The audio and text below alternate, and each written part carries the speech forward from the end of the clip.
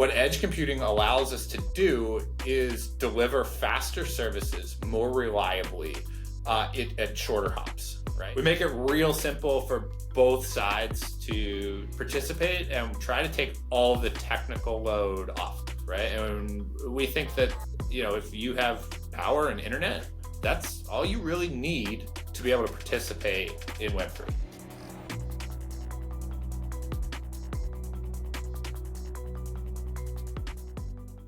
Hello, everyone, and welcome to the Unleashing DePIN Podcast. My name is Tyler. I am your host, and like always, I'm really excited for the next two guests that we actually get to have on the podcast today. We are joined by Nate and Ben from DeEEP. Welcome to the podcast, gentlemen. How you doing? Good. We're doing great. Yeah. Thanks for having us, Tyler. Yeah, absolutely. Well, I'm excited. I was loving I get to have more than one guest on because it's a fun conversation, getting to chit chat about everything that you're doing. But maybe just for context for everybody, can you share a little bit about who you are, your background in the space, just for level setting, and then we can get into everything that you're doing. Yeah. I'll start here. I'm Nate Harper, Forged in Crypto on all the different platforms, Twitter or X, whatever it is now, Discord, that kind of stuff. I've been in the kind of Web3 crypto industry for a long time. Like, I got started early on in 2012, just dabbling in mining, didn't really get into a whole lot there.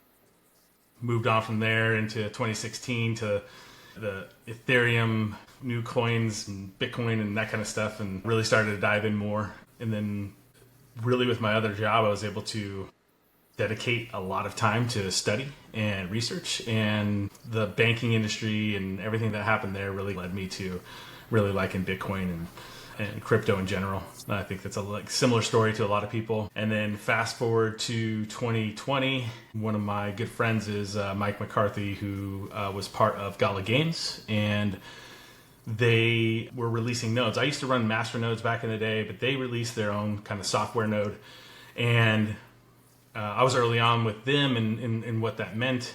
Ultimately from there, we started a business which was hosting these software nodes. Started with Gala, and we moved into other companies like Myria and Green Nodes and a whole bunch of other ones from there. And once that kind of started to get going, I met Ben and his brother, and we had basically talked about the idea of decentralizing our own internal database, our own internal hardware that we had, and creating a product that is a decentralized physical infrastructure to host these nodes. And that's what we've been doing over the last few years, is building that out, and just recently released that into this. And then, Ben can introduce himself and tell you who he is. That's awesome. Yeah. So I came at it from the opposite side. My background is hardware engineering. And so I've been building widgets in what used to be called and then IoT, and now we're calling a lot of this stuff DePIN, right? And so I've been building that stuff for many years and building companies, designing that. And my first foray into crypto was with a DePIN project with Energy Web Foundation to monitor individual solar panels. And you could have ownership of that solar panel, and we could track how much power that individual panel made, and wirelessly over a mesh network protocol, write that to a ledger. And that way we could go in and figure out, okay, like regardless of where your panel was in this whole layout, you could earn for owning this panel and just feeding it into the grid. Energy Web Foundation is still a thing. That project didn't go nearly as well as I think. It was a demonstration project that we were doing as an IoT company at the time. And the company that was executing it, this was probably 8 years ago. So it was way before DePIN was like a term. Right. And so that was my intro into all this. And since then I've built a bunch of IoT projects that look a lot like DePIN projects. We built, I think, about 15 million different Bluetooth modules and different things over the years, and IoT gateways as well. And so every McDonald's worldwide has 5 IoT gateways that one of my previous companies designed and helped deploy. So really cut my teeth on how do we build out these awesome products that can go in scale and in harsh environments like McDonald's, where it's open 24 hours and people have access to all this stuff. How do we get it hardened? How do we get it secure? How do we get it to pass all these regulatory pieces? And so, like Nate was talking about, we kind of came together a couple of years ago, and we'd actually known each other for a number of years adjacently, and said, okay, let's figure out how we can bring the strengths of both of these together and start building some real distributed solutions that deliver real value and are actually secure and deployable out in the field. And when we originally got together, it was probably 3 or 4 years ago, we were really looking at helium as an opportunity to do that on. But decided with the way supply chain was heading at that time, with how the crypto downturn was happening, we were going to refocus on how do we do this, in a more generic way than helium was looking at, but making that generic option truly secure and dependable for users. And that's really was the birth of DeEEP. And we spent the last couple of years building that out in the software realm, and now we're ready to be really launching hardware right now. Yeah, exciting spot. That's amazing. Super interesting backstory on both fronts, seeing how it kind of comes together. I know one of the things that's really unique and interesting, especially given your background, Ben, with the hardware side is, you've got like crypto chips or chips that are capable of actually doing these, crypto transactions on-prem on the device that I'm sure we'll talk about in a little bit. One of the things that I think is really interesting about your project is that you started with sort of your normal Web 2 style business, and you thought, how do we start to decentralize this?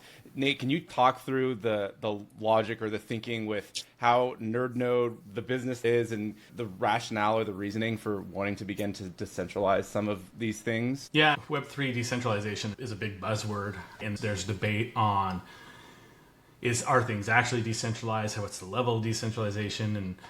And in reality, I think there's a spectrum. And what we were looking at internally is that we can gain a lot from the actual decentralization of our own internal servers. And not just in terms of growth, but in terms of the ability to include the people that are actually using this service. And with that said, most of Web3 that consider themselves Web3 aren't really Web3 in a sense that they host the majority of their stuff on Web2 infrastructure, whether it be Amazon or Google or something along those lines. And so take Ethereum validators, for instance, over 50% of them are on Amazon, or AWS, I should say, and others. Yeah, this general term I think we use. But essentially, so with that, we wanted to. That was our ethos, is to make Web3 and really market to those people that are trying to take it to the next level of making their product as decentralized as possible and having the ability to have their product live on forever. Let's take NFTs, for instance, right? The majority of them are hosting it on some centralized server that if they don't pay their bill, your pretty little JPEG picture is gone forever. Where if you have it on some sort of decentralized physical infrastructure and a node tied to that, or just a service that many people can help pay for and or keep up and available, it could live on forever. I came from the gaming side in Web3. Games are a huge one as well. People love playing games, and they get to a point where the devs don't want to support it anymore, and it goes away. And you have this cult-like structure of people that miss it and want it. And those are the ones that would continue to host these nodes to let those games live on forever. So that's where it moved from. Really trying to make it so it can take it from that Web 2 aspect and really make it Web 3. Yeah, that's amazing. Ben, is there anything else you wanted to add with respect to that? Yeah, I think looking at decentralization, there's a bunch of layers there. And so we look at both decentralized from the control perspective, so no one entity can shut you down, but also how do we get distributed? So if we look at where a lot of these are hosted, it's an AWS, it's a Vultr, it's a Hetzner, somebody like that. And they're very centralized in where those data centers are. And one of the pieces that my background has been in is edge computing, right? I've gotten 2 different awards from Gartner on being a leader in the development of edge computing, right? And what edge computing allows us to do is deliver faster services more reliably at shorter hops. And when we think about what Web3 gets used for, there's a ton of things that benefits, right? So gaming, for sure, better ping times, faster connections, you're connecting to the people in your proximity. And we're working with a number of different game developers right now are actually like excited about using that feature to basically do like hub and spoke style solutions all over the world with these kind of like deep clusters, basically. So you'll have a couple of deep devices on one ISP, they'll cluster together, and then we can do these hub and spoke models where you can play at super low ping rates with literally your neighbors, like people in your communities. That's super exciting. Video and content delivery of music and video and all of that. I think that Web3 isn't doing enough in that space right now and is poised to really change the way we deliver video content. And being able to deliver video content on the edge lets us really enable whole new use cases that currently are very expensive to do. So take Netflix, for instance. Netflix delivers so much content because they will literally send free servers out to ISP POPs, right? So they'll send a rack-mounted unit filled with many, many terabytes of drives for free to ISPs so that they can have the fastest content delivery networks out there, right? And why do they do that? It's because they want that at the edge. They don't want to have to traverse high to get all the latency and get all the bandwidth requirements of doing that through a fat internet pipe. And we can do that exact same model with DeEEP, and we can let the little guys play, right? Like we can let the upstarts in Web3 participate in these edge computing environments that previously have been really expensive to deploy and maintain. And at the same time, we get to reward all the people who are putting this hardware in their homes to be able to do these edge computing workloads. So, and there's a whole bunch of other use cases we could go into, but those are two like very immediate ones that Web3 is already in. And then when we start looking at how that branches out into like industrial automation and all these other places that need like the local and secure solutions, I think we can turn this not just into a consumer product, but into an enterprise class product as we grow. That's incredible. So from sort of your customer landscape, is it safe to say that really gaming and maybe like video or other content delivery are the primary use cases that you're serving, or are there other kind of applications in which this really is seeing a lot of adoption or a lot of traction from your customer standpoint? Yeah, so gaming's where we started, right? And so we've got a lot of customers there. But we're branching out quite a bit right now. Validators of other chains is a big piece that we're expanding into right now. We're talking with a bunch of different companies about a bunch of different solutions. So general kind of like, how do we host your website and your services and your apps solutions are certainly coming up. We're talking to like companies about HR management. We're talking to companies about genetic tracking of genes in plants and pot specifically, right? And they're using the pieces, the security features that we've implemented at DeEEP. They can actually do that in Web3, where in any other Web3 platform, it isn't secure enough for what they need to protect their intellectual property. Gaming is certainly a great place to start. And the reason I think gaming is so easy for Web3 and has been the place Web3 has started is because gaming has a long tradition of being hosted in homes, right? And because of that, the security is whose server you're playing on and you trust that person for that security. But what we can do at DeEEP is layer on a whole nother layer of like trust and trusted computing that enable workloads beyond gaming to play, where everything started in Web3 at gaming and web hosting, basically because the security requirements were low. DeEEP enables Web3 to branch out beyond that and truly be distributed and hosted. Sure. That's awesome. And I know we're going to dig into some of that. I'm personally really interested in a lot of the security considerations, how you're enabling that at the edge. One question I did have for people that are maybe already in the ecosystem or just curious about how the existing nodes and what you're doing with these new kind of edge devices or with DeEEP is actually, how does that migration process look from people who are currently doing hosting to, as you're, again, decentralizing the hardware and getting that out in the world? Can you talk about that process a little bit, and then we can get into the technical weeds, if you will, with the hardware stuff? Yeah, Nate, you want to hit it? This is your domain. This is your domain. Yeah, so if you're already hosting a Web3 node, you're either doing it on your own computer, and kudos to you for being part of the true decentralization, or you're putting it on a VPS because that's easy comparatively, right? We're going to make that about 10 times easier than that VPS. So right now, with almost all nodes, you have to go install a package, Usually you have to do some command line work to go in there and set all that up, potentially open up some firewall ports. And then every couple weeks, you got to be checking in on that box and making sure that, hey, are there new updates that I have to install? You need to install those. You need to make sure everything stays up and set up some type of alerting that tells you like, shit went wrong, go fix it. We make all of that go away basically at NerdNode and DeEEP. So DeEEP is a project of NerdNode.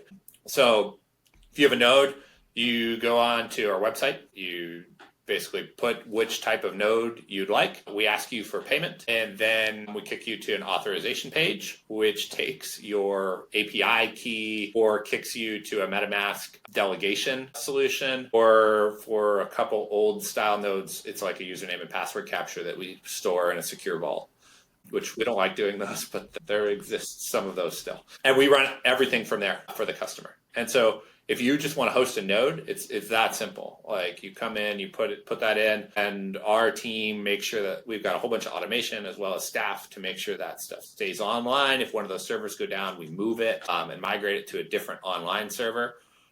What we're doing with DeEEP is taking that to the next level and making it so that now anybody can grab a box that we sell. Here, I've got one here. I should have had this more ready. But Earthquake.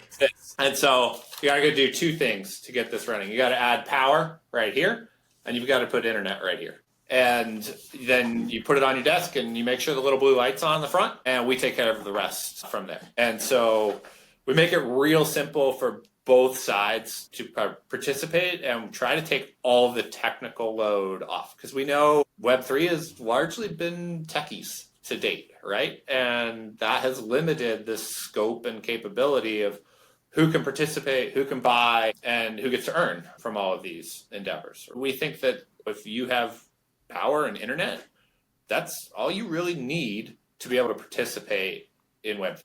I love it. I love it. Basic wallet knowledge. Yeah, abstracting away all that complexity is so important. Ben, I know that as a hardware engineer who's spent a lot of time building these devices, there's been a lot of engineering that's gone into the actual hardware. I'd love to, I know we're talking about abstracting the technology away from people, but I'm really interested in learning a bit more just in the weeds about what you've actually put into these devices. Is that something you're able to talk about and share from an architecture standpoint? Yeah, totally. We've taken a couple different stances on this. Probably first and foremost is that we don't want unique hardware, right? So we believe that deep networks should be run on commodity hardware, but it needs to be configured right, and all of the correct solutions need to be in place to make the security very real. And so traditionally, if you grab a computer off the shelf, none of that stuff's set up right to do it. And the nice part is the hardware has been in most computers for a while. We've,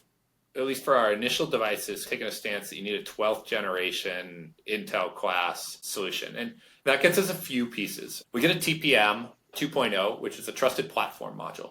This is the chip that, if you're familiar with BitLocker for Windows, it takes advantage of the TPM and makes sure that it basically generates what you can think of the analogy in the crypto world as a hardware wallet, right? And so a TPM is very similar to a hardware wallet, but it lives on your computer. And we've set it up so that at every stage of the process of booting your booting a DeEEP device, we check with the TPM, did this boot right? So at the very beginning, for the BIOS level, we got the BIOS lockdown, and the bootloader, we do a secure signature on that, and we've signed that with a cryptographic signature so that we check as that booted, the TPM verifies that yes, that was the correct bootloader that loads. And then we boot into what's called the initRD, which is like the smallest package of the OS. That's the way a computer would typically boot, but we've expanded that with what's called a UKI, which is a universal kernel or a unified kernel image, which includes the initRD, which is like the really low level pieces of the kernel, and the root FS, and a bunch of the configuration files to get things going. So we boot from the bootloader into that, and we do a full signature check on that whole UKI, which makes sure that exactly what was booted happened. And we also do a validation called measured boot, where we don't only check that the signature was right of the file we load, but how each step of that process, the TPM actually does hashes of what's happening with the processor throughout that process and says, yep, that was the right thing that should have run at that time. And it adds that to a hash. And we get to a final hash at the end, which gets stored in what's called a PCR. Anyway, I'm getting really deep into the weeds here, but that PCR contains an unlock key. And it actually contains a couple different unlock keys that we use. So we have an OEM image that's stored on the SSD, the hard drive of this device. Inside what we call the OEM image is all of the secure, how do we boot, what's the name of this device, what are the keys to talk back and forth to home, all of that, right? So that only gets unlocked after that whole device came up in pristine state, that nobody's modified anything in that process. So then we can unlock that and use the files in there to join the DeEEP network, right? And then there's also another drive that is also fully encrypted using Lux encryption, where I think we're 256-bit encryption on that. And that drive contains all of the data for all of the nodes. So at rest and at runtime, all of the data of every piece of node software that you're running is fully encrypted. So you can't pull a hard drive out of this thing and sniff what's going on and try and figure it out. It's just not. And anything is theoretically possible, right? But the amount of work in order to get all that done is extremely difficult to break that encryption.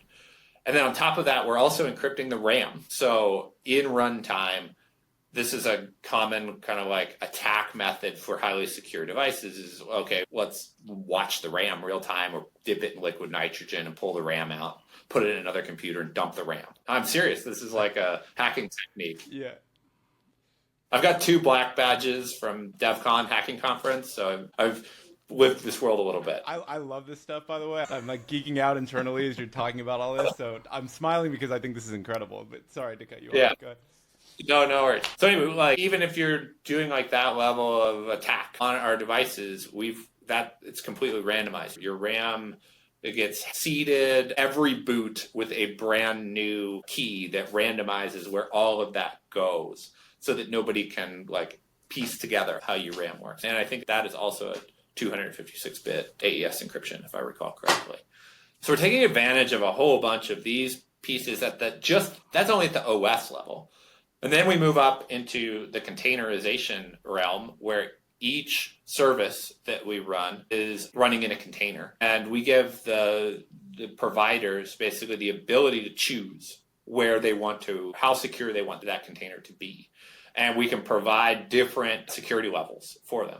So our cheapest option for people to run will be a shared container, right? If you have a node that's truly all decentralized and everything in your node it doesn't matter if somebody else sniffs it because you're doing validation between a whole bunch of different nodes, then yeah, run in this cheapest container space. It's a shared space. But then there's also like fully locked down virtual TPM, taking advantage of secure RAM like spaces that you can run this in, where everything's locked down and secured to you. And then we take advantage of attestation for those pieces. So we're using a service called Keylime that does kind of attestation of what's going on. And we're looking at some others to increase that for future security. But there's a whole bunch of pieces there.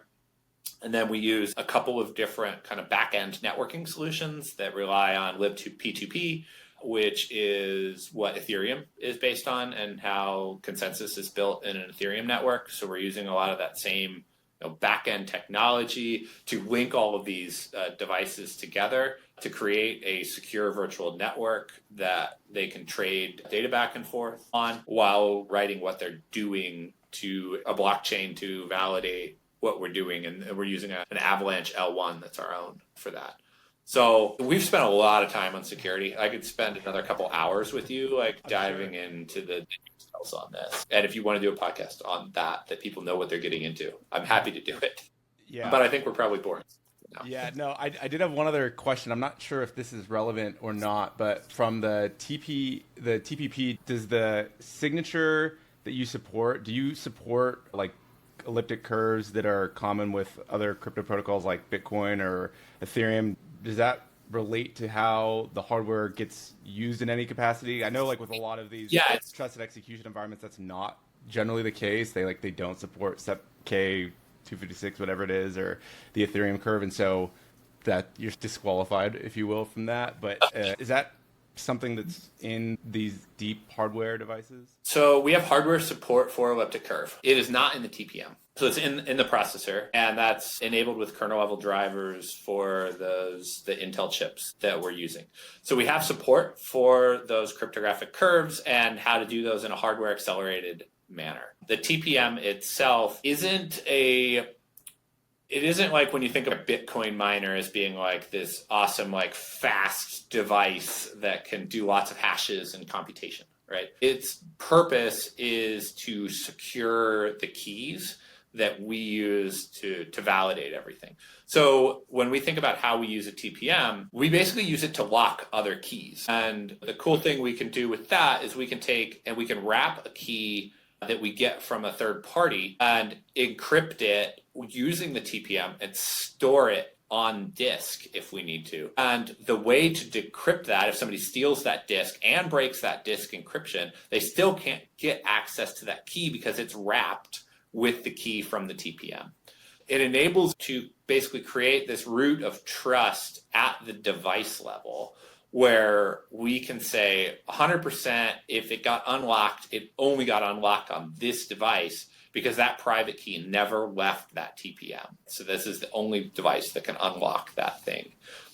And from there, we can basically secure other keys. And because we have that memory security pieces in play, we can use that to unlock other keys that we get from the network. And we're working with the secret network is one of the plans. We haven't fully implemented it yet, but that's one of our plans for how to help get solutions of when you go sign up for a service with us, you can sign that you, with your wallet, whether that's a wallet we do with socials from one of these many providers that do that, or it's your own MetaMask wallet, will be the only one that will be able to say, oh, I changed my API key. Here's a new API key for this service I'm running.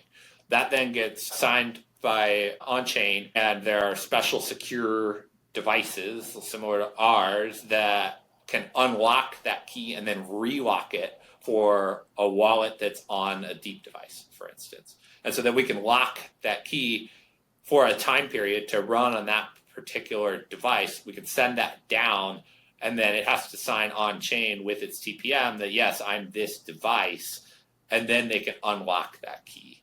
And so that enables us to say, okay, this device that I'm running at my house, it was online, but my power went out. So now the network can automatically transfer that workload to Nate's device, that it can start running it. And in the process, there'll be a smart contract that basically transfers ownership of the run contract for that from my box to Nate's box. And then Nate's box will get the ability to use its TPM to unlock that key because that smart contract updated. And we'll null and void the security for that secret on my box. So when it comes back online, it won't be able to unlock that anymore. So cool. Yeah, we're building in a ton of security pieces for people to be able to really take advantage of how do you run a workload without it being at risk, right?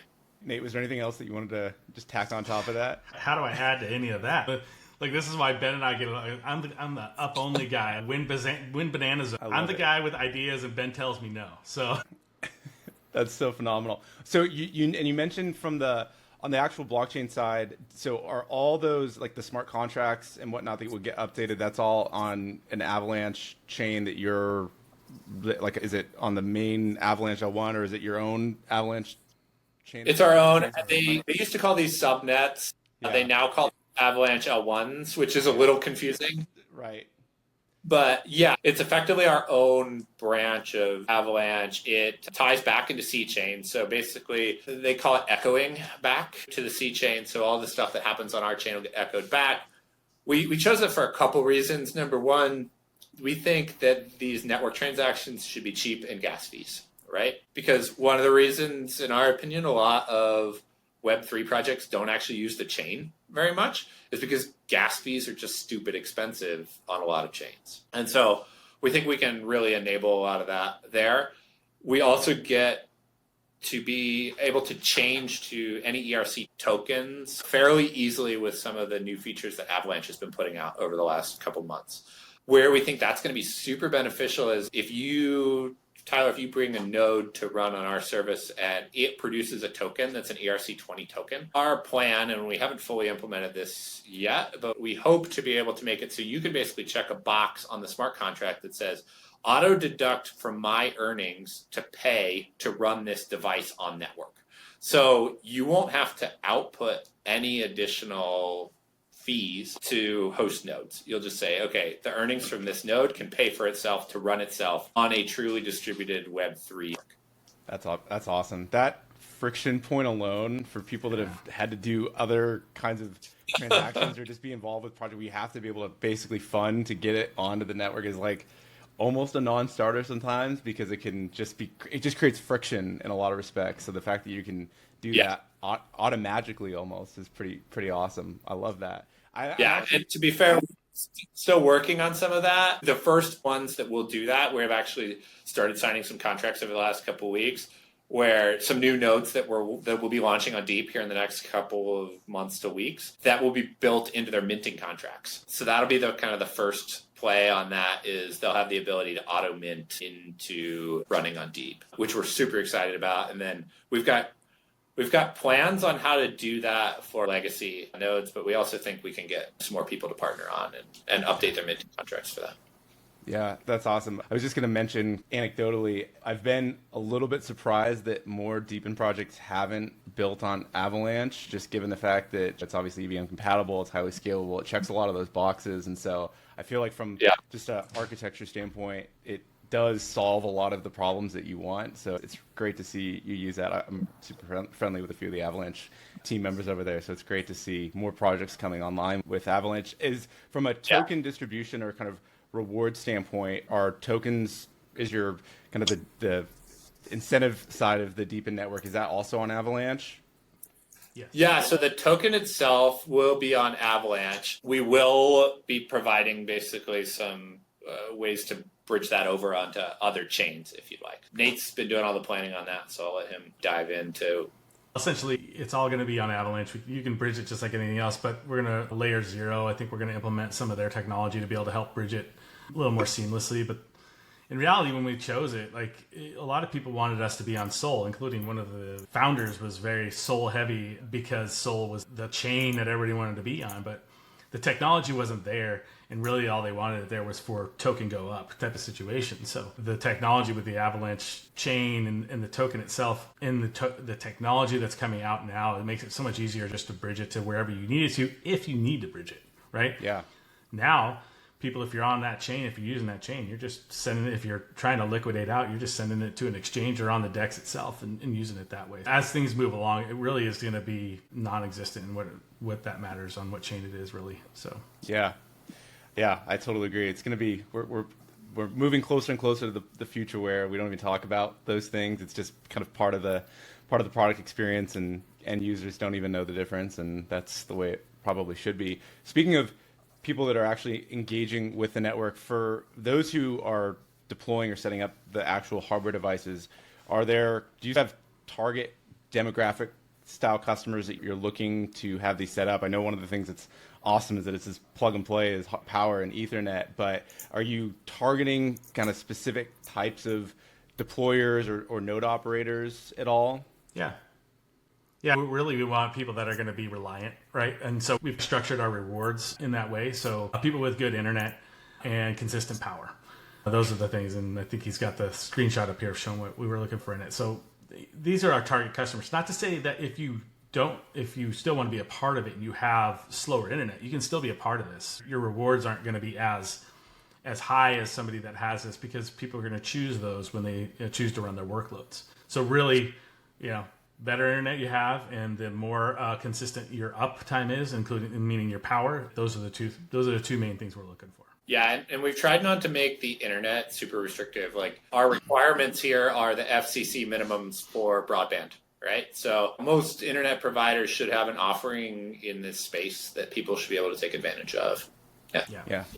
Yeah. From a reward standpoint, you talked about there's like shared containers and there's more kind of dedicated containers that might have higher levels of security components to them. As a node operator, does the container that is basically running something on the device change the reward mechanism at all, or is it basically as long as you're continually powering X 75 megs or 100 megs, that's really the equation for earnings? Is that something you're able to talk about at all? Yeah, there's two reward structures that we have to start off with. You have the minting rewards, which is essentially that's you're plugging it in. We call them the fact that you're gonna plug in your device and you can see that it's up, and you're gonna mint these tokens through there. And we have two different types of minting rewards that we can get into as well. But essentially, the other is you're going to be your hosting fees. So the hosting fees are shared. So with NerdNode, we have real world income right now that is coming in that people are paying us to run these nodes. And so what we're doing is we're going to migrate those workloads over to the DeEEP network and share 50-50. It says up to 70%. I'll talk about that in a second. But with NerdNode, we're sharing 50% of those workloads with the device owners. So if you're running a workload on your device, you'll get 50% of what that fee was. So those are the two types of rewards that you're looking at getting. Okay. Yeah, and it's important to note that is in DeEEP. So we're converting the US dollar equivalent that people pay here into DeEEP. So we're not like, if you look at some other DePIN projects, they take in cash and then they mint a totally different token to pay for all that stuff. We think that's complete and utter BS, right? If there's a token in the ecosystem, it should be what people earn and how people pay. And so that's really why we have both these minting solutions. So the minting is how we get tokens out into the ecosystem, and they are basically tied to the number of devices and the amount of capacity. So we don't have this crazy, we will just continue to mint regardless of what's happening on the network, like tokens will just magically appear and dilute everybody out. Our minting is very tied to actually running workloads on the network and the capacity of the network. So those two combined.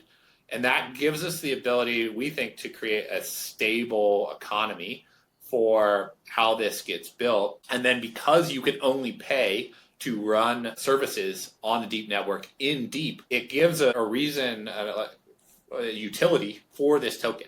So you earn this when you're minting, and then you sell that token for people to be able to run on your device. And so it creates this really kind of circular economy of how when people come in, there is a demand for DeEEP right off the bat. So we're going to bring thousands of nodes day one of our mainnet launch, and actually before that, onto this network that are paid, like they're actively paying us in US dollars today. We'll be converting that over to DeEEP to run into the network. So there's going to be demand. Yeah, and that's the thing that people don't really understand. Like real world actual money dollars that are coming into the ecosystem, we're pushing into the ecosystem, not just a magic token that might have something somewhere down the road. Yeah, Ben explained it very well.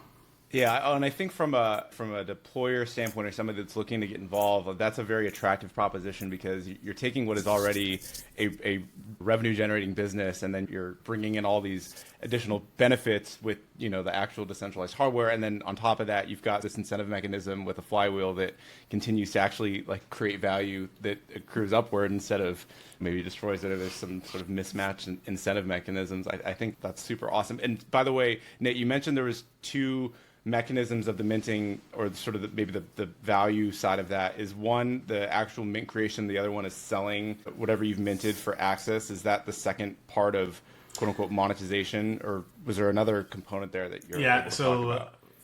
I think I'll pull up the slide here. So in terms of the minting rewards itself, so we wanted it to be two stages. One where it's you just plugging it in, that's one minting reward, and then the other is a utilization reward, meaning you're plugging it in and you're actually plugging it into good internet and consistent power. And so we're actually utilizing your device as well. And so there's two different types of rewards. And those are locked into that box via NFTs itself. Like internally, each box has a certain amount, and on our white paper, light paper, you can see what those breakdowns are for the first, I think 50,000 devices are the only ones that have minting rewards for plugin, and then utilization will always be there because Ben said we always have to have new tokens that come into the ecosystem as the ecosystem grows. So those are the two. So plugin and then utilization. That's how new tokens get minted. Yeah, and then these hosting rewards are exactly what you talked about, Tyler. These are tokens that people buy off of an exchange or a DEX, and then they are putting them back in, and they're paying for that service to run on that box, right? And so those are not minted tokens that are circulating in the ecosystem. That's so interesting. What is the timeline for these devices being available for people that want to buy them? And also, do you have any price information on what they're going to cost to purchase and run?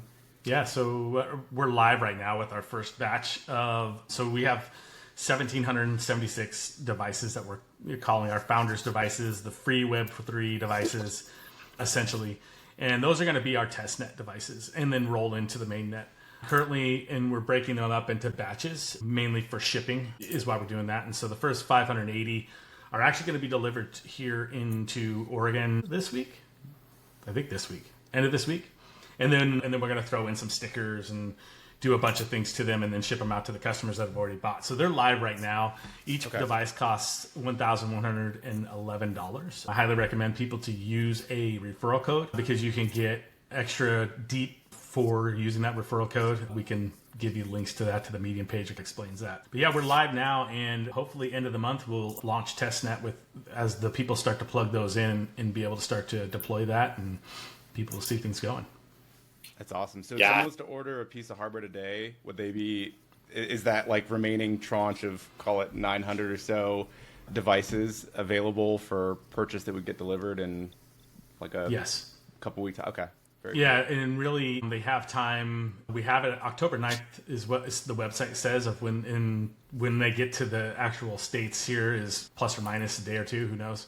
They're not here yet, so they should be here this week. But we have 580 that are coming in, and I think we have, how much is left, Ben? 3? Yeah, we sold about 300 of that first tranche, and we're getting those shipped in 2 batches to us right now. So we'll have 350-ish landing here shortly. And then one of the reasons we're doing that is we're sorting out how to load all the keys at the factory. So right now we're doing key loading here in the U.S., and we're working on making that in a trusted environment. So we're doing a whole bunch of kind of specialized key injection stuff. And we're figuring out how to do that here. And then our goal is to put that into a trustless environment that we can do at any manufacturer. And so then from there, hopefully we'll be able to drop ship out of Asia to end customers worldwide once we get that piece implemented. So that's one of the pieces we're working on right now. But yeah, we'll have a few hundred of them here in the States that will be, those 300 will be shipped out basically immediately once we get them provisioned and all the stickers and network cables and stuff added to them. And then we'll have some more on hand that will be able to be immediately shipped out. And then basically once, it'll be a couple weeks after that, we'll get basically that secure loading image stuff back over to our team in Asia to be able to do that and then drop ship hopefully from Asia remotely is the plan. Very cool. Very cool. One of the things that we have with the Unleashing DePIN podcast, we've got our DePIN Pulse, which is our earning aggregator tool. So we're definitely going to be listing your hardware to be able to show what that looks like. And it looks like pretty compelling from some of the data points you were sharing with revenue projections and potential for these node operators and deployers. Well, the projections he was showing, that's just revenue in terms of the hosting fees shared, right? So we're not talking about the token minting and what the token will potentially be worth at that point in time. That's all we know. So that's all we can really say is this is what we're currently running. This is what we currently can do. This is what we're going to show you we're going to do. We're not going to speculate on the token. That's for the market to do and all that kind of stuff. And it'll work itself out at some level. But I'm excited to see what you guys got on there. And I didn't know you guys had that, actually. Yeah, it's definitely been part of we're really trying to push the public education and getting people bought into this DePIN world as much as we can. And we understand that for people that are evaluating these projects, if you're looking to buy hardware, that's an important consideration. It's hard to find a lot of information around that. So we will certainly be having that. And I am going to be ordering a device. One of the things that's also really important is that for every project that we have on, we get our hands dirty with the hardware. And so that's part of why I was asking was I know people are going to be interested in buying it, but selfishly, I'm like, I want to know when they're going to be available because I'm going to put my order in so I can get one too. When we get it to you, for sure. Yeah, get it to you. We should do another one of unboxing with you. So. I love that. I have all these like unboxing dreams of becoming, I don't know, the unbox therapy of DePIN because I think that's going to be, people love that kind of stuff. Oh, yeah. I love unboxing, but yeah, we'll absolutely do that. That's going to be phenomenal. And Ben, I don't know, sorry, I was glancing over what you have on the screen. Yeah, so I just want to hit up like our expansion plans. And I think this is key. We're building out DeEEP so that we can quickly add new node types. We engaged with, so we've got our own team working on this, and we hired a team to help us like make this super easy for anybody to come in, any developer to come in and add a new node type. And so we've built out a whole bunch of automation tools. We'll be releasing this probably mid Q4. Would be my guess, to how a node company can come in and say, I want my stuff to be able to run on DeEEP super easy. So we've identified a bunch of these. These are the ones that we're planning on doing a lot of the work for. But then those node operators can actually earn a percentage of the hosting fees if they contribute to this. So we're trying to like make sure we've got incentives for everyone in this ecosystem. We think with that, we can really build out the number of nodes. And on the last slide, you saw just some of the ones that like we have in active development. So every single one of them here, we're either in active development, like ETH Validator, we're working on bringing this one up right now, but within the next couple of, like next month probably, we'll have this live on our website, and the rest of these we can sell through our website now. So this isn't like pie in the sky future promises. These are things that either we're actively working on, and every other one other than the ETH validator we can run on NerdNode and DeEEP right now. So all of these that we see over here are just even more opportunity to grow the network, to grow the earnings for the participants in this network. So it's sometimes hard to sift through the like what's real and what's, we're going to do all this eventually, right? And I'll tell you right now, we're going to be working on doing all these eventually. But the stuff that we're showing on these earnings pages, like these numbers, we didn't make these up. So I think that is like what should get people excited about this project. And then when you look at this, it's just more that we can bring to the table and open up earnings for folks. That's the exciting part to me. Yeah, that's awesome.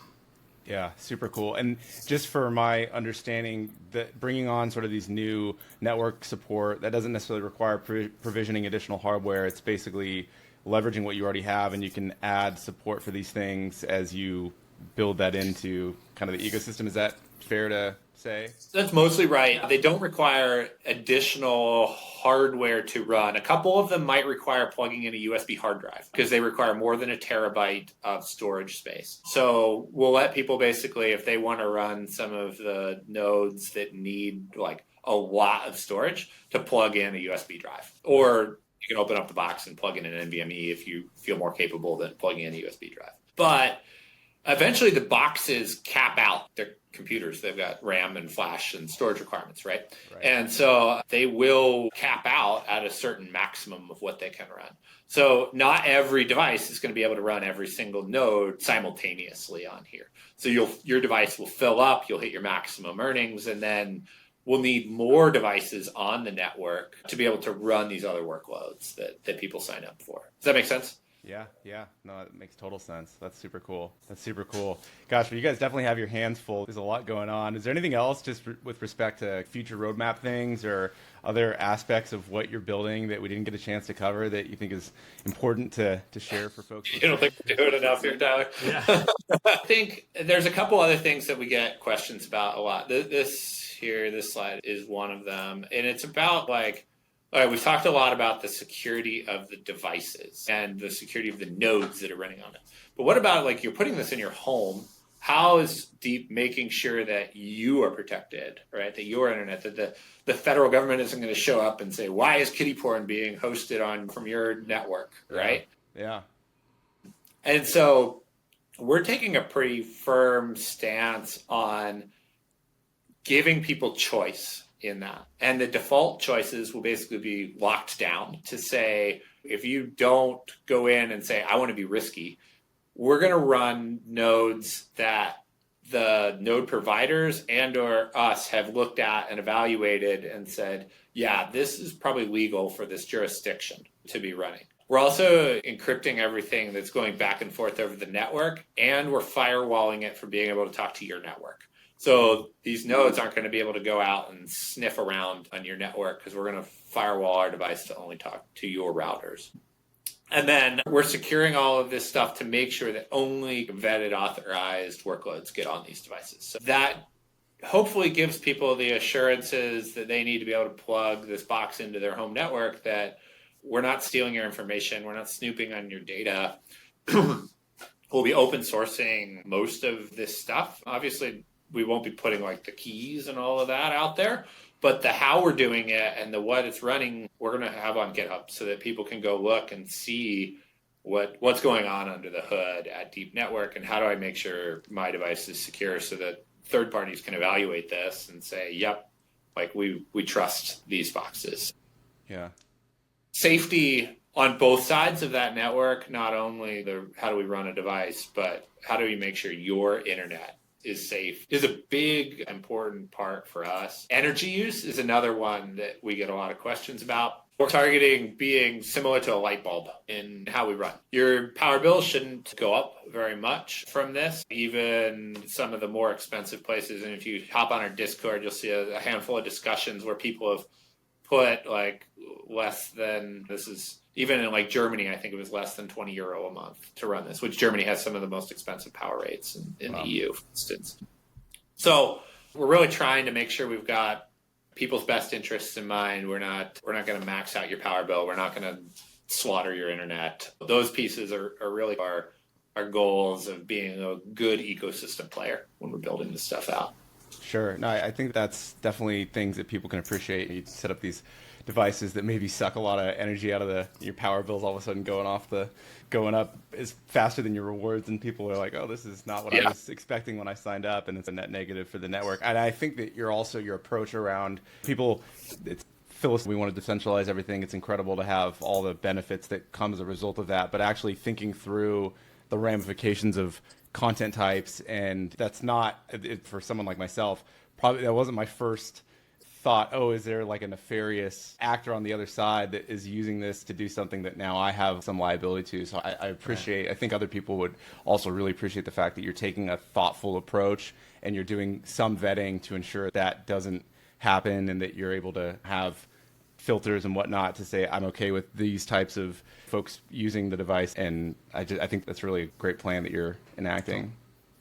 And we're looking at that long term too, about, you think that there are people who are going to want to be more risky, right? And I think Nate and I and our whole team look at this, and we want to give people choice, but we want the default choice to not be the risky one.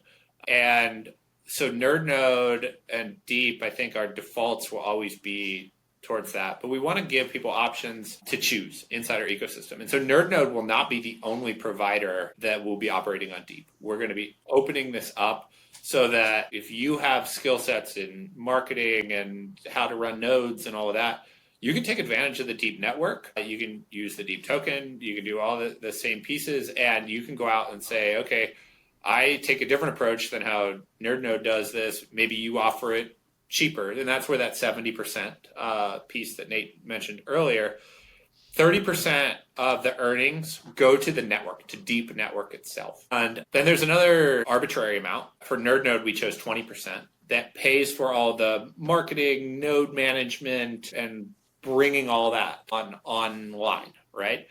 We've actually already started talking to some node as a service competitors to NerdNode to bring them on to DeEEP network, because we would rather have people using a truly decentralized Web3 than using a Hetzner or an AWS, right? Because we think that giving that money back to the Web3 community who are buying DeEEP devices, who are deploying all of this stuff, is better than putting it in Jeff Bezos' pocket, right? And we found that our competitors agree. And so we're starting to have some of those conversations. We think we can be cheaper, we think we can be more reliable, and we can fit people's missions with that. And we think that we'll have people who will take even more conservative approaches probably than we do, or nope, all we do is this one node type, and like we have this like awesome community and we all run these one nodes, and we're going to use DeEEP to deploy on that. There'll also be people who are like, we're going to do whatever the hell we want with your internet, and if you want to earn because of that, great. And the user, the buyer of a DeEEP device,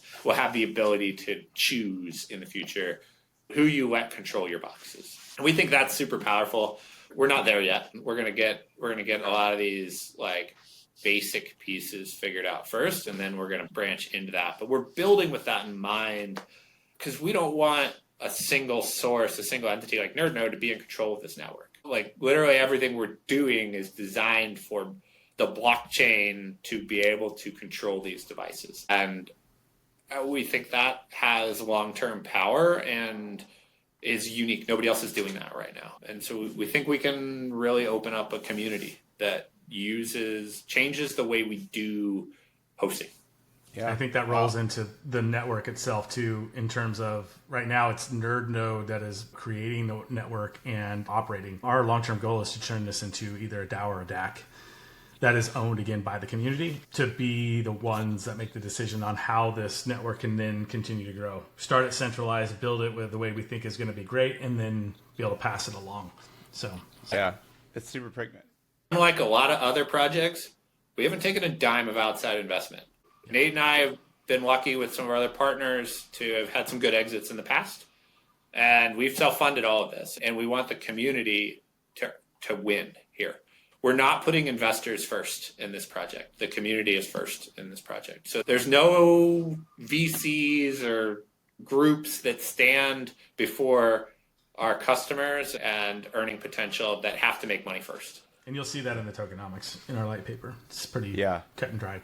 So. Yeah, no, I think for people that are trying to evaluate, trying to understand, like it's everything that you have done and that you are doing is on par with what you would want a project to build into this model, which is eventually it's going to be driven by the community. You're provisioning or putting these safeguards in place, but you know that you can open that up to other providers, which will grow the pie, and then you can expand what people's risk levels or whatnot are. I think you guys are doing all the right things, and I can't imagine you won't have nothing but a lot of success with what you're doing. With respect to some of those details like the light paper and whatnot, where can people go and find that information to read up on, whether it's your tokenomics, more information on the hardware side?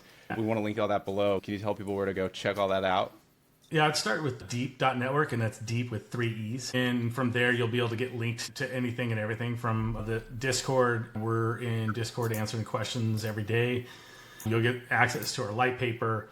And within the Discord itself, too, there's a bunch of links to like our Medium page and everything else that we've even been pushing out. Our socials, we've been doing a lot of interviews with different companies. I just did one yesterday, so that'll be coming out here soon, too. So a lot of these companies that we want to work with and build, like Ben said before. So yeah, deep with 3 E's.network. Start there. Fantastic. And we'll definitely be sure to link all that below for people to go find out more about what you're doing, get involved, go buy hardware, and just join the community. Awesome.